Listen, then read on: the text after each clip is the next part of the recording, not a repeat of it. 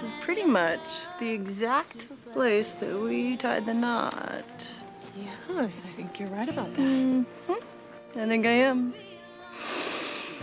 And I meant every single word I said that day. You're the absolute love of my life. Lena Elizabeth Adams Foster. And nothing will ever, ever, ever, ever change that. Faith told me that you called Nate. You know, you never cease to amaze me. I think that is the very best anniversary present you could have ever given Daddy. Remember when I said that you used to be my hero? You still are. Could have ruined everything. But we didn't. We didn't even break any rules. Think about it. Technically, we weren't even fostering when you came to Idlewild. You're staying at GU. And the thought of adoption wasn't even a possibility. Yes, we didn't do anything wrong. I don't think so. We can't ever tell anyone. I know. It's gonna be okay. I don't know how they think they can just ignore what they did. It's not gonna work. Why are you sending Connor away? I'm not. I didn't. Look, I'm trying here, okay? I'm doing the best that I can. Connor asked to go live with his mom. I know I made a mistake. A huge one, and if you can't get over it, then that's fine. I have to live with that, but I'm not gonna beg and grovel anymore. I'm not gonna beg you to forgive me, because I forgive me. Okay. Does that mean you're willing to try to get back together? No. But I'm glad you stopped beating yourself up about it. You tried. All you can do is move on. It so sucks, firstly, but I you're just saying. want to say, so I'm getting adopted tomorrow.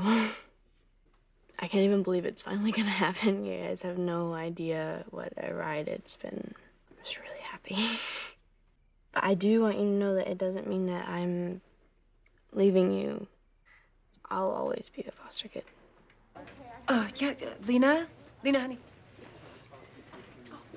Hi. Okay, what is gonna happen now? The judge saw some website of Callie's Oh, fostering shit. something, and he didn't like it at all. Why wouldn't he like it? Apparently, there's a video where you talk about him. So the first thing we need to do when we get into that courtroom, we have to apologize. You need to apologize. Do you understand me? Apologize for what? For insulting Judge Ringer in that video you posted. I didn't insult him. I was just telling the truth. I'm not gonna apologize for that. Callie, think about this. Please, this might not be the moment for you to... What? Stand up for what I believe in? I love you both with all of my heart, and you know how much I want to be a part of this family, but I can't take back what I said. Okay, there's too many people counting on me. I can't.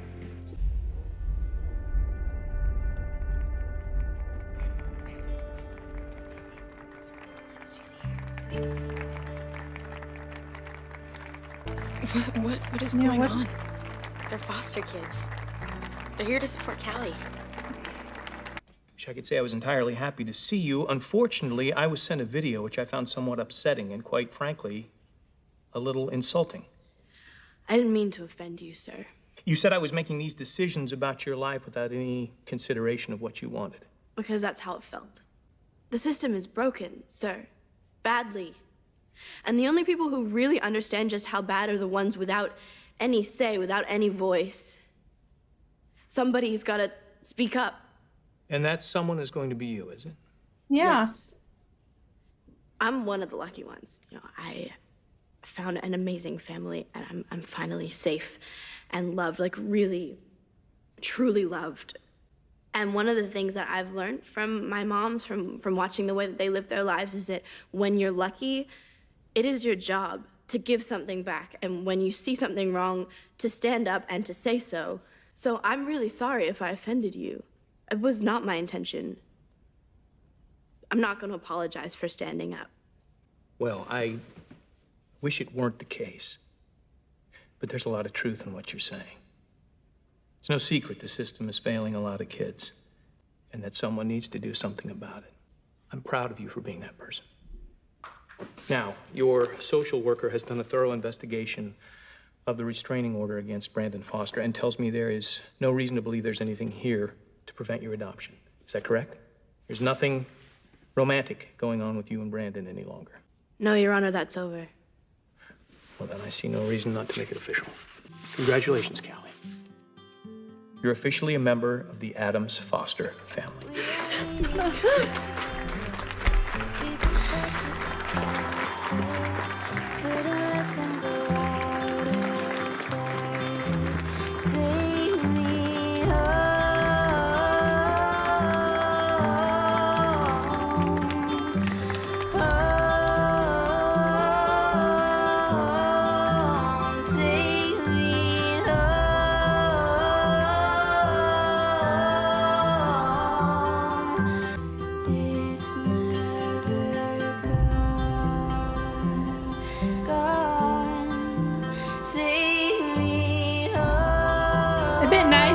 Jesus could have been there for this. Maybe you should go live with your mom. At first, when your dad said that you asked him to let you go, I didn't get it.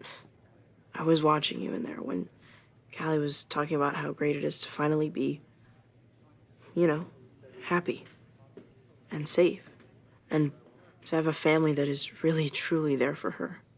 And I want you to have that. Because I love you. I love you too.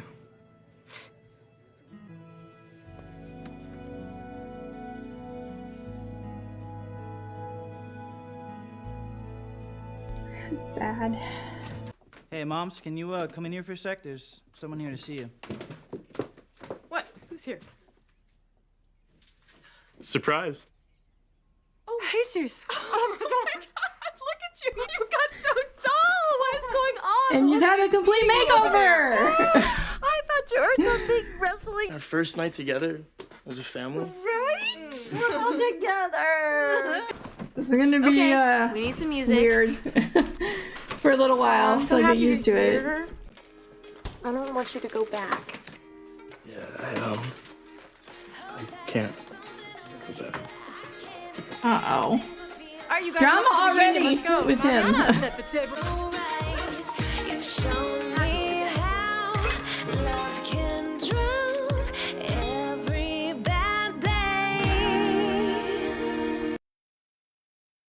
Okay, guys, so that was the end of episode 10. And I enjoyed this one a lot. Finally, Callie's adopted, but there's that one little issue that I can't get past, and that is her and Brandon sleeping together.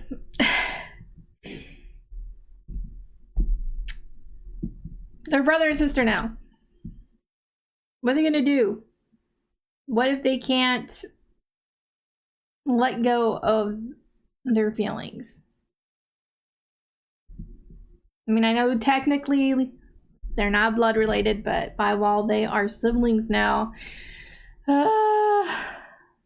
They're just gonna act like nothing happened. They're not gonna tell anybody. Hopefully Callie doesn't end up pregnant. I don't know. I was more happy than anything about it, but I'd still, it's gonna be in the back of my mind when I watch this show. Because I just have a feeling it's going to come out at some point. Like, it's going to come out. Someone's going to find out, they're going to say, or they're going to give in to their feelings again, which would make it completely wrong. Like, it was already wrong what they did, but now it'd be like super, super against the law kind of wrong. So, yeah, I don't know. But I'm glad that Callie in the courtroom stood up for what she believed in. She didn't cower and apologize to the judge because he felt insulted. So, and I'm glad the judge acknowledged that she was right that the system is broken and lots of kids get hurt because of it. And told her that he was proud that she was standing up. So there was that. So there was some happiness. There was some sadness with Mariana and Matt. She tried. Matt couldn't get past it as far as getting back together, which I can't blame him for. I'm not mad at him because he didn't forgive her. It is what it is. She's gonna have to just deal with it and move on.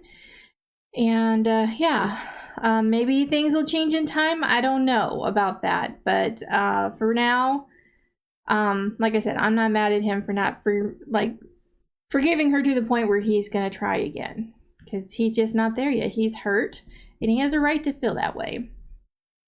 I'm sad for Jude.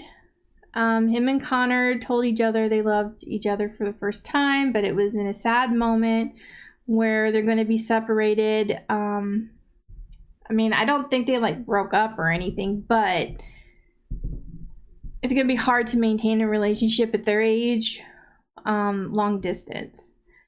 But what Jude said was right, and Connor needs to be with somebody, be surrounded by at least a parent or something that's going to love him and accept him for him. I'm not saying his dad doesn't love him, because I think he does, but his dad's just not being as accepting as Connor needs him to be, I guess.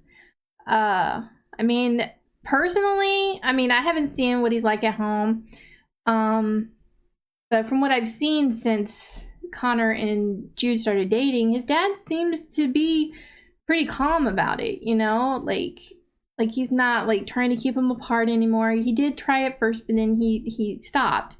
But he's just, still having a hard time dealing with it, and that happens with some people. So, hopefully Connor can get the support that he's looking for and that he needs.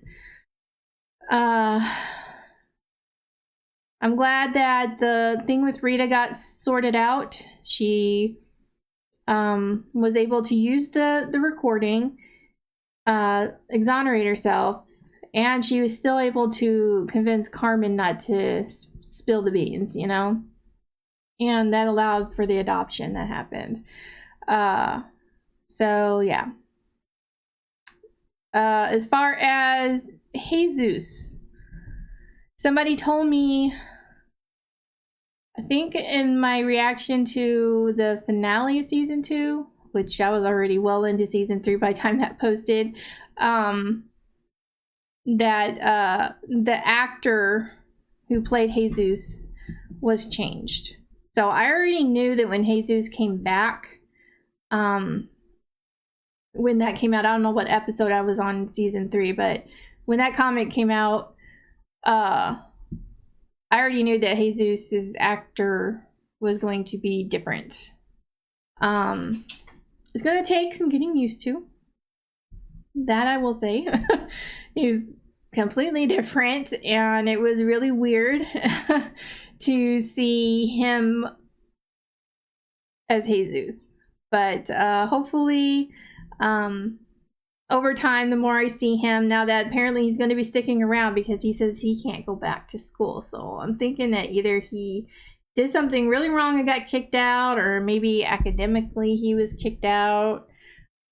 I have no idea. But so he's going to be around more, and I'll get used to him. And hopefully I'll like him better than I like the other actor.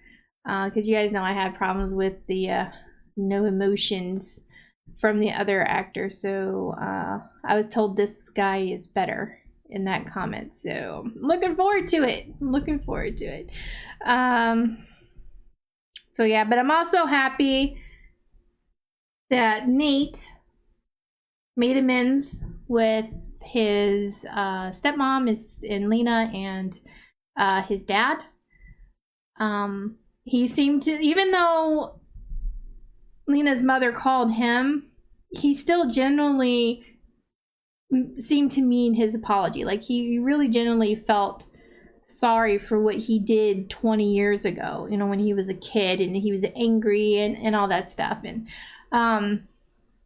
so I'm glad that Lena decided to forgive him. Obviously her mom had already done so, and I'm glad that they let her father know that they forgave him and it's okay with them if he forgives them, you know, because he wanted to protect them from people like that. But in this world, you can't. It's just not possible to protect them all the time. It's out there. It's going to happen. And you just deal with it as it comes. So I was glad to see everybody forgive each other and come together. Same thing with Lena and Steph. They had some problems with Monty and the kissing and not telling and keeping secrets and everything. And after Steph got the phone call from the doctor that she was okay, she really scared the shit out of me. The way she was acting when she had that phone call, I thought she was told something terrible. So yeah, she scared the shit out of me.